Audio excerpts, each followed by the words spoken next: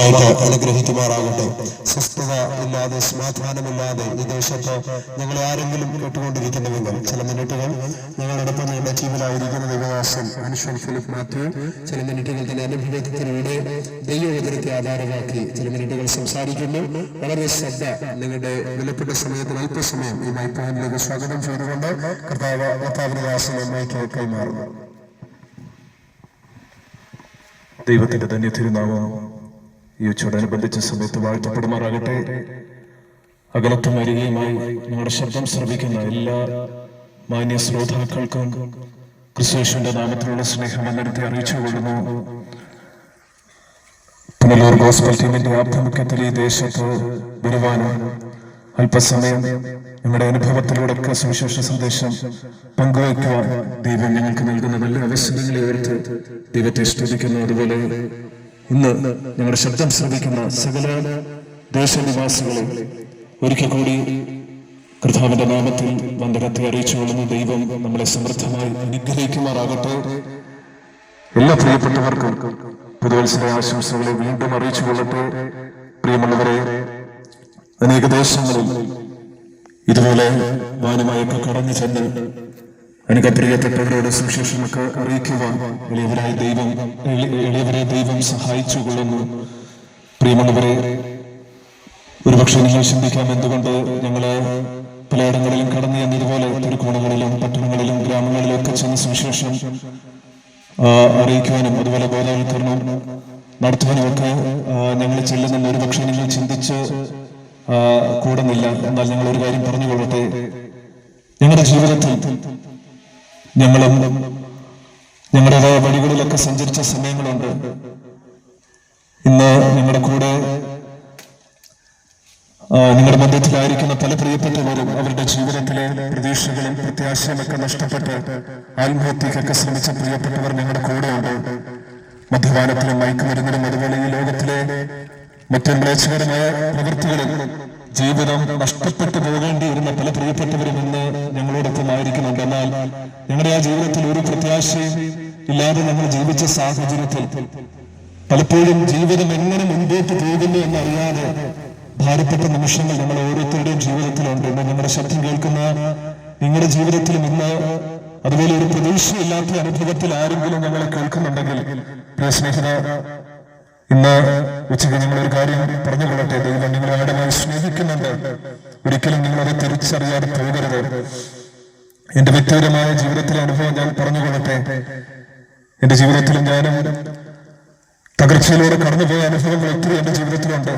പക്ഷെ ആ സാഹചര്യങ്ങളിലൊക്കെ ഞാൻ തിരുവചനം വായിച്ചപ്പോൾ ഒരു കാര്യം മനസ്സിലാക്കുവാനിടയായി. കർത്താവിന്റെ നാമത്തെ വിളിച്ചപേക്ഷിക്കുന്ന ഏവനും രക്ഷിക്കപ്പെടുമെന്ന്. അത് പ്രിയ സഹോദരങ്ങളെ, നമ്മുടെ ജീവിതത്തിൽ ഏത് അനുഭവങ്ങളിലും നമ്മൾ കടന്നു പോകുന്ന എത്ര മോശ സാഹചര്യങ്ങളുമാകട്ടെ, നമ്മുടെ സാഹചര്യങ്ങളിൽ നമ്മളെ ഒരുപക്ഷെ ആരും നമ്മളെ സഹായിക്കുവാനും നമ്മളെ കൈത്താങ്ങാനും ഇല്ലാത്ത സാഹചര്യങ്ങളായിക്കൊള്ളട്ടെ, ആ സാഹചര്യങ്ങളിൽ നാം കർത്താവിനെ വിളിച്ചപേക്ഷിക്കുവാൻ തയ്യാറാണെങ്കിൽ നിശ്ചയമായും കർത്താവ് നമ്മളെ രക്ഷിക്കുവാൻ ഇടയായിത്തീരും.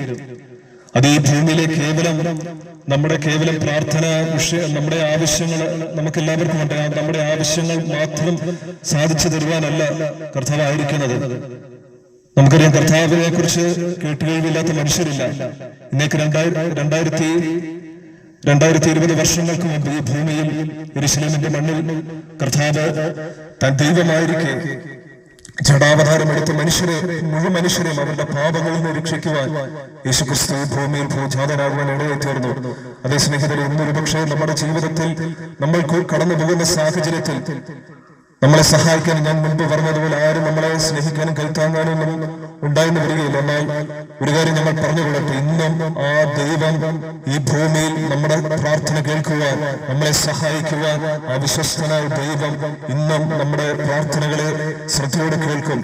എന്നാൽ നാം ഒരു കാര്യം ചെയ്യണം. നാം ആ കർത്താവിനെ വിളിച്ചപേക്ഷിക്കുവാൻ നാം തയ്യാറാകണം. അതേ സ്നേഹിതരെ, നമ്മുടെ ജീവിതത്തിലെ ഏത് അവസ്ഥകളും ഒരുപക്ഷെ പാപജീവിതം നയിക്കുന്ന ഒരു വ്യക്തിയായിരിക്കാം. ഇന്ന് ഞങ്ങളുടെ ശബ്ദം കേൾക്കുന്ന ഏതെങ്കിലും വ്യക്തി പാപജീവിതത്തിൽ, മദ്യപാനത്തിലും മയക്കുമരുന്നിലും ഈ ലോകത്തിന്റെ മോഹങ്ങളിലും ഒക്കെ അടിമപ്പെട്ട് ജീവിതത്തിൽ ഒരു ലക്ഷ്യവും ഇല്ലാതെ സഞ്ചരിക്കുന്ന വ്യക്തിത്വങ്ങൾ ഞങ്ങളെ കേൾക്കുന്നുണ്ടായിരിക്കാം. എന്നാൽ ഞങ്ങൾ ഒരു കാര്യം പറഞ്ഞുകൊള്ളട്ടെ, ഈ കർത്താവ് നമ്മുടെ പാപത്തെ ക്ഷമിക്കുന്ന ദൈവം മാത്രമല്ല, അവൻ സകല മനുഷ്യരെയും അവരുടെ പാപങ്ങളിൽ നിന്ന് വിമോചിക്കാൻ കൂടായി ഭൂമിയിൽ അവതരിച്ചത്.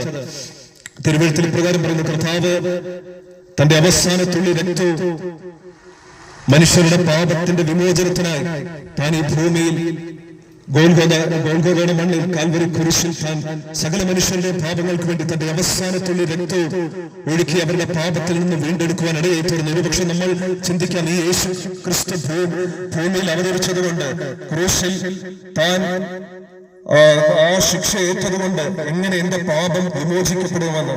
അതേ പ്രിയമുള്ളവരെ, നാം അത് വിശ്വസിക്കുവാൻ തയ്യാറാണെങ്കിൽ ഒരുപക്ഷെ നമ്മുടെ ജീവിതത്തിൽ നമുക്ക് കർത്താവിനെ വിശ്വാസമില്ലാത്ത ഒരു വ്യക്തിയായിരിക്കാം ഇന്ന് കേൾക്കുന്നത്.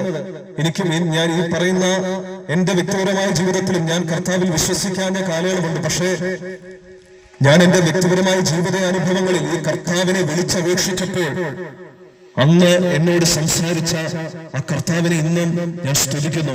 ഒരുപക്ഷെ എന്റെ വ്യക്തിപരമായ ജീവിതത്തിൽ ആ ദൈവശബ്ദം കർത്താവിലൂടെ ഞാൻ കേട്ടില്ലായിരുന്നെങ്കിൽ ഒരുപക്ഷെ ആത്മഹത്യയിലൊക്കെ എന്റെ ജീവിതം പണ്ടേ അവസാനിക്കുമായിരുന്നു. എന്നാൽ ഞാൻ യേശു കർത്താവിനെ എന്റെ വ്യക്തിപരമായ ജീവിതാനുഭവങ്ങളിൽ എന്നെ ആരും സഹായിക്കുവാനും വിടുവിക്കുവാനും ഇല്ല ഇരുന്നപ്പോൾ ഞാൻ കർത്താവിനെ വിളിച്ചപേക്ഷിച്ചപ്പോൾ കർത്താവിനെ വിടുവിക്കുവാൻ ഇടയായി തീർന്നു.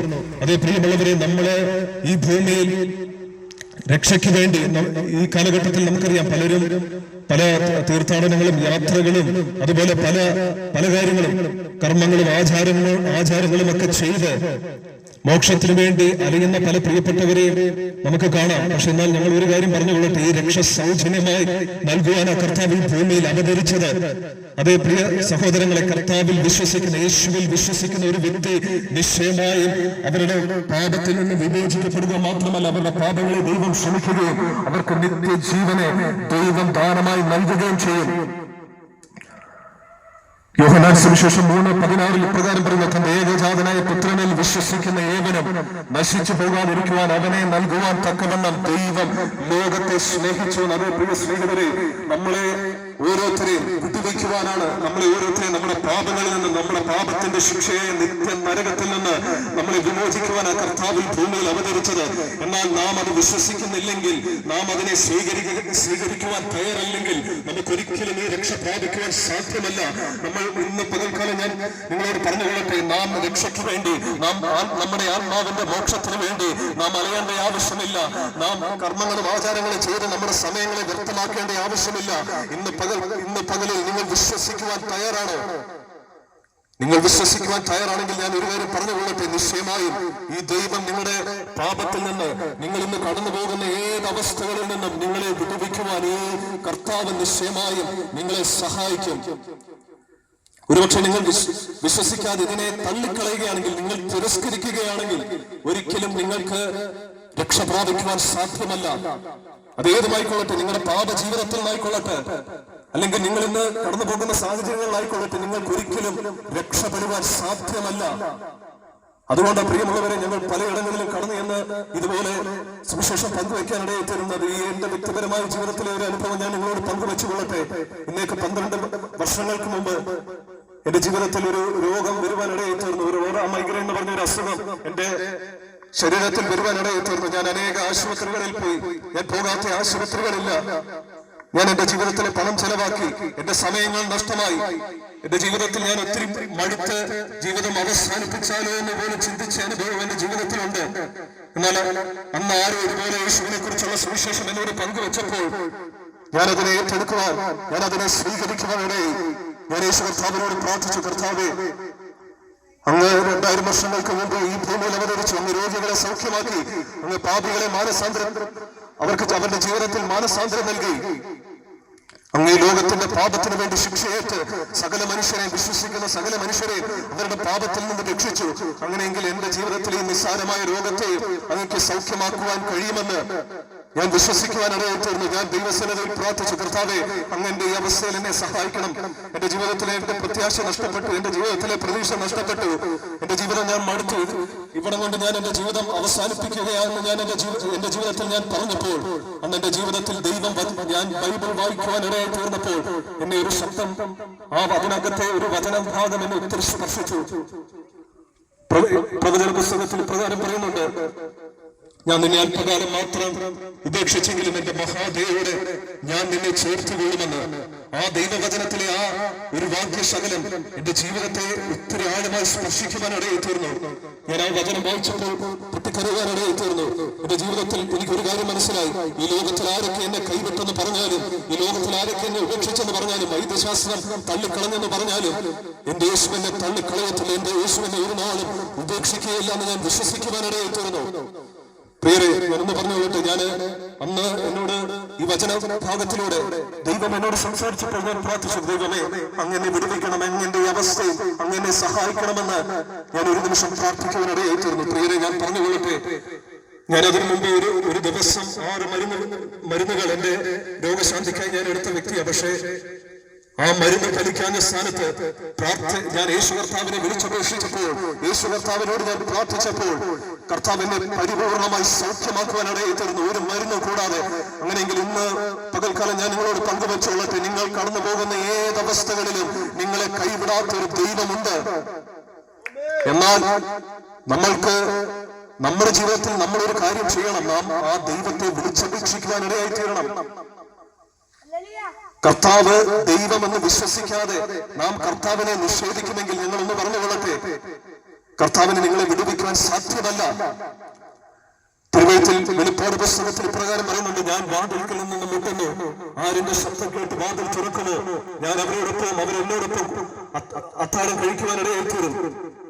അതേ പ്രിയ സ്നേഹിതരെ, കർത്താവ് ഒരിക്കലും ആരുടെയും ജീവിതത്തിൽ ഇന്റർഫിയർ ചെയ്യാൻ, അവരുടെ ജീവിതത്തിൽ ഒരിക്കലും തള്ളിക്കയറുന്നവനല്ല. എന്നാൽ ഇതുപോലെ സുവിശേഷ സന്ദേശം കേൾക്കുമ്പോൾ, ഇതുപോലെ ബോധവൽക്കരണ സന്ദേശങ്ങൾ കേൾക്കുമ്പോൾ, കർത്താവിനെ കുറിച്ച് പല വ്യക്തികളും ഇതുപോലെ നിങ്ങളോട് സംസാരിച്ചു കാണാം. നിങ്ങളുടെ പ്രതികരണം എങ്ങനെയാ അതിനോട്? നിങ്ങളൊരു പക്ഷേ തിരസ്കരിച്ചു അതിനോട്. ഒരിക്കലും കർത്താവ് നിങ്ങളുടെ ജീവിതത്തിൽ വരത്തില്ല, കർത്താവ് നിങ്ങളെ സഹായിക്കത്തില്ല. എന്നാൽ ഇന്ന് പകൽക്കാലം ഞങ്ങളുടെ ശബ്ദം കേൾക്കുന്ന മാന്യ ശ്രോതാക്കളെ, നിങ്ങൾ കർത്താവിൽ വിശ്വസിക്കുവാൻ തയ്യാറാണോ? നിങ്ങൾ കർത്താവിനോട് കൂട്ടായ്മ ആചരിക്കുവാൻ തയ്യാറാണോ? ഈ കർത്താവിനെ നിങ്ങളുടെ ജീവിതത്തിൽ രക്ഷകനും കർത്താവുമായി സ്വീകരിക്കുവാൻ നിങ്ങൾ തയ്യാറാണെങ്കിൽ നിശ്ചയമായി നിങ്ങൾ പറഞ്ഞുകൊള്ളട്ടെ, യേശു കർത്താവ് നിങ്ങളുടെ ഏതവസ്ഥകളിലും നിങ്ങളെ സഹായിക്കുവാൻ, മനുഷ്യർ തള്ളിക്കളഞ്ഞ വിഷയങ്ങളിൽ നിങ്ങളെ സഹായിക്കുവാൻ. നിങ്ങളുടെ ജീവിതത്തിൽ ഒരുപക്ഷെ ഇന്ന് സമാധാനമില്ലായിരിക്കാം, സന്തോഷമില്ലായിരിക്കാം, ഒരുപക്ഷെ കുടുംബത്തിലെ വിഷയങ്ങളായിരിക്കാം, കുടുംബത്തിലെ അസമാധാനങ്ങളായിരിക്കാം നിങ്ങളുടെ ജീവിതത്തെ ഭാരപ്പെടുത്തുന്നത്. നിങ്ങളുടെ ഏതവസ്ഥയിലും നിങ്ങളെ സഹായിക്കുവാൻ, നിങ്ങളുടെ ജീവിതത്തിൽ രക്ഷ നൽകുവാൻ, നിങ്ങളുടെ കുടുംബത്തിന് രക്ഷ നൽകുവാൻ ഈ ദൈവം ഇന്ന് പകൽക്കാലം ആഗ്രഹിക്കുന്നു. എന്നാൽ ഞങ്ങളൊരു കാര്യം ചോദിച്ചുകൊള്ളട്ടെ, ഈ കർത്താവിൽ വിശ്വസിക്കുവാൻ താങ്കൾ തയ്യാറാണോ? കർത്താവിൽ വിശ്വസിക്കുവാൻ തയ്യാറാണെങ്കിൽ മാത്രമേ കർത്താവിന് നിങ്ങളുടെ ജീവിതത്തിൽ സഹായം ചെയ്യാൻ സാധിക്കത്തുള്ളൂ. ഒരിക്കലും ഒരു കാര്യം ഞാൻ പറഞ്ഞുകൊള്ളട്ടെ, മനുഷ്യരുടെ സ്നേഹത്തിന്, മനുഷ്യരുടെ സഹായത്തിനൊക്കെ പരിധിയുമുണ്ട്. എന്നാൽ ദൈവം ഒരു വ്യക്തിയെ സ്നേഹിക്കുന്നത് നിത്യമായിട്ടാണ്.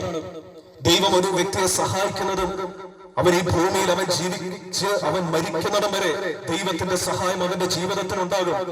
പ്രിയരെ, ബൈബിൾ പറയുന്നത് ഈ ഭൂമിയിലെ മരണത്തിന് ശേഷം ഒരു നിത്യത ഉണ്ട്.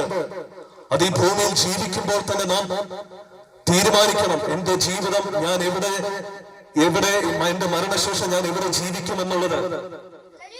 മത്തായി സുവിശേഷം 21:14 കർത്താവ് യേശു താൻ ഈ ലോകത്തിലായിരുന്നപ്പോൾ താൻ ഉപമയിലൂടെ ഒരു കാര്യം പറയുവാനിടയായി. വിളിക്കപ്പെട്ടവർ അനേകർ, എന്നാൽ തിരഞ്ഞെടുക്കപ്പെട്ടവർ ചുരുക്കമെന്ന്. അതേ പ്രിയരെ, ഇതുപോലെ സുവിശേഷ സന്ദേശങ്ങളിലൂടെ തിരുക്കോണുകളിൽ നിന്നൊക്കെ അനേകർ വിളിച്ചു പറയും കർത്താവിനെ കുറിച്ച്. എന്നാൽ നാം അതിനെ തിരസ്കരിക്കുകയാണെങ്കിൽ, നാം അതിനെ തള്ളിക്കളയുകയാണെങ്കിൽ ഒരിക്കലും ദൈവം നമ്മളെ തിരഞ്ഞെടുക്കത്തില്ല. ആ നിത്യതയിൽ ദൈവത്തോടൊപ്പം വസിക്കുവാൻ ദൈവം നമ്മളെ തെരഞ്ഞെടുക്കത്തില്ല. എന്നാൽ ഞങ്ങൾ ഒരു കാര്യം പറഞ്ഞുകൊള്ളട്ടെ, ഈ വിളിയെ, സുവിശേഷത്തിലൂടെയുള്ള ഈ വിളിയെ നിങ്ങൾ സ്വീകരിക്കുവാൻ തയ്യാറാണെങ്കിൽ ആ ദൈവം നിങ്ങളെ നിത്യമായി തന്റെ കൂടെ വസിക്കുവാൻ ദൈവം നിങ്ങളെ തെരഞ്ഞെടുത്ത് ഈ ഭൂമിയിലെ നമ്മുടെ ജീവിതത്തിനപ്പുറം ആ നിത്യമായ ജീവിതം ആ കർത്താവ് ദൈവത്തോടൊപ്പം വസിക്കുവാൻ ദൈവം നമ്മളെ സഹായിക്കും. എന്നാൽ ഇന്ന് പകൽക്കാലം നാം ചിന്തിക്കണം, നാം വിശ്വസിക്കണം, ഈ കർത്താവിൽ നാം ആശ്രയിക്കുവാൻ നാം തയ്യാറാകണം. തിരുവചനത്തിൽ പ്രകാരം പറയുന്നു, വിശ്വസിക്കുകയും സ്നാനമേൽക്കുകയും ചെയ്താൽ നീ രക്ഷിക്കപ്പെടും. അതേ പ്രിയ സഹോദരങ്ങളെ, കർത്താവ് ഇന്ന് പകൽക്കാലം വിശ്വസിക്കുക. കർത്താവ് എന്റെ ജീവിതത്തിൽ ഞാൻ എന്റെ കർത്താവിനെ